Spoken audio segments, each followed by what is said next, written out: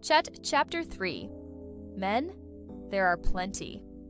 Adrian, my cheek hurts. Rub it for me. Serves you right. He eyed her coldly where her cheeks were flushed and got off the bed. Not showering together? Ava lay on the pillow, smiling toward the bathroom he was headed for. The only answer was the bathroom door slamming loud enough to shake. Ava's lips quirked. The smile in her eyes faded. A man overflowing with deep feeling? She thought. Her good sister probably wouldn't get to enjoy it. She rubbed her face. To make her dear sister unhappy, she'd sacrificed a lot. She wondered how far Adrian's feelings for Grace had progressed. If not for her interruption just now, the two of them might have turned the sky over in this very bed. Thinking that Grace had already used Adrian, a hint of disgust flashed in Ava's eyes. If it weren't to upset Grace, she wouldn't have bothered seducing him on purpose. Yes, Adrian could cover the sky with one hand in New Harbor. But who was Ava Hart? As one of the most famous new generation ballerinas, she only had to crook a finger, and countless quality men would line up. She didn't like eating leftovers, and this particular grass was neither tender nor untouched. She rolled over and looked the bedroom over. She hadn't been in here for 6 years. Everything had changed. Not a trace of the past remained. Clearly, when she dumped him, he'd really borne a grudge. Back then, his legs were injured, and the doctor said he might never stand again. She couldn't give up her dream for a man, could she? Between ballet and a man, it didn't take thought to know ballet mattered more. As for men, there are plenty. Half an hour later, the bathroom door opened. Adrian came out in long-sleeved pajamas. Ava. Who was he fooling? As if that wasn't him just now. Why haven't you left? He frowned, stopping at the foot of the bed to glare coldly at her. The heavy lust in his eyes was gone, leaving only chill. Adrian, I took some photos just now. If you kick me out, I'll send them to my sister. She raised her phone. I'll only stay until performance day. I promise I won't bother you after. She held up 3 fingers, face earnest. I only want to apologize for being immature back then. Since you like my sister, I'll give you my blessing. Ava, you secretly took photos of me.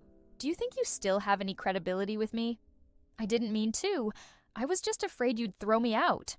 She crawled to the foot of the bed and tugged his hem. I'll delete everything before I go. He lowered his eyes to examine that pure face, pure and utterly fake. Ava! She was jolted awake by a roar. Dazed, she cracked an eye. Don't fuss. Let me sleep a little more. She rolled over, pressing his scowling face into the pillow, arms slipping instinctively around his waist as she fell back into heavy sleep. A vein throbbed at his temple. He'd sent her to the guest room last night. Somehow, he'd woken to find her in his bed. Do you have no shame? He tried to push her away, but she clung too tightly. Ava! She was jolted awake by a roar. Dazed, she cracked an eye. Don't fuss. Let me sleep a little more. She rolled over, pressing his scowling face into the pillow, arms slipping instinctively around his waist as she fell back into heavy sleep. A vein throbbed at his temple. He'd sent her to the guest room last night. Somehow he'd woken to find her in his bed. Do you have no shame? He tried to push her away, but she clung too tightly. Adrian, I'll count to 3. If you make another sound, get out. She had awful morning temper.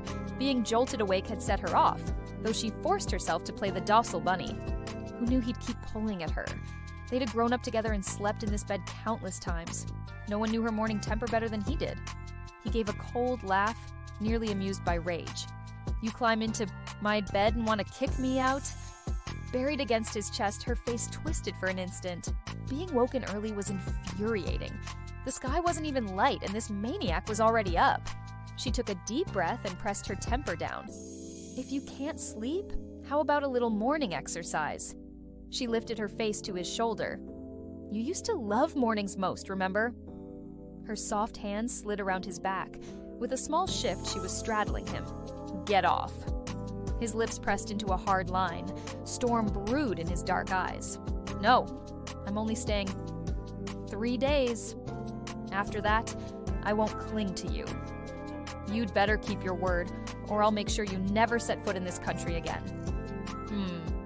she answered obediently, rubbing her cheek into the hollow of his neck until she found a comfortable position and promptly fell asleep. She'd just flown back and her jet lag was rough. Right now she was a sleepy little piglet with no energy to seduce him. She only wanted a good nap. And then she'd continue. Adrian shut his eyes. Rigid, he tried to shake her off. She hung on like a limpet. Thin as she was, where did she get that strength? "Mrs. Lynn, help me turn off the burner!" Ava dashed in from the back garden. Mrs. Lynn was already at the stove, the flame went out, and rich chicken aroma filled the kitchen. She hadn't expected the future madam's sister to cook so well. "Thanks, Mrs. Lynn." Ava thanked her and shooed her out. "Could you call, Adrian Seddardiet for me? One more dish and we can eat." Chuckling, Mrs. Lynn agreed. After 3 days with Ava, she'd learned that Ava and the gentleman had grown up together. Ava said she'd made him mad before going abroad, so she had to cook for him herself as an apology. No help from the chef. Adrian Pierce Group. The conference room was silent. Everyone was on high alert. A ringtone split the air. Instantly, hearts leapt into throats. Who dared leave a phone off silent in Mr. Pierce's meeting? Adrian's pen stilled. He glanced down at the lit screen. It was a call from the estate. "Bye." He hung up. A message banner popped up. Sender saved as "Dear Ava Baby." A twitch hit the corner of his eye. When had she added his WeChat? Photo. "Adrian, how's my shot?" The photo showed him lying in bed, and Ava's face in the frame beside his. His grip whitened on the phone. Brilliant. "Remember to come home for dinner, Adrian.